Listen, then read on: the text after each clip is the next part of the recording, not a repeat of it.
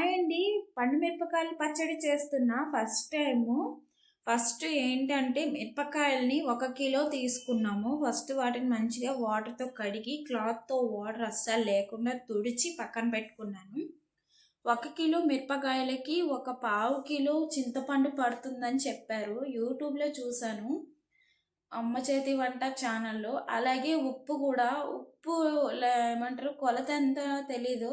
నేనైతే ఒక half cup తీసుకున్నా. అవి మిరపకాయలు, ఇంకా చింతపండు, అలాగే ఉప్పు. ఫస్ట్ మిర్చిని కట్ చేసుకోవాలి. కట్ చేసుకొని చిన్న చిన్న ముక్కలు చేసుకున్నాను. ఎలా అంటే మిక్సీలో కానీ, గ్రైండర్‌లో కానీ వేస్తే తొందరగా అయిపోవు గదా! అందుకని. ఫస్ట్ మిక్సీలో ఉప్పు, అలాగే చింతపండు వేసి మిక్సీ పట్టాననమాట. అంటే మనం మిర్చిలోనే వేస్తే తొందరగా అవ్వదు కదా అని ఫస్ట్ ఆ 2 మిక్సీ పట్టి దాన్ని కొంచెం పక్కన పెట్టుకొని మిగతాది అందులో ఉంచి దాంట్లో మిరపకాయలు వేసేసాను నేను.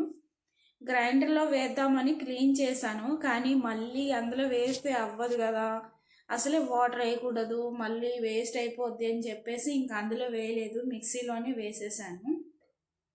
మిక్సీలో మిరపకాయ ముక్కలు కొంచెం కొంచెం వేసుకుంటూ దాన్ని కొంచెం బరకగా అంటే మరీ మెత్తగా కాకుండా కొంచెం బరకగా గ్రైండ్ చేసుకొని పక్కన పెట్టుకున్నా.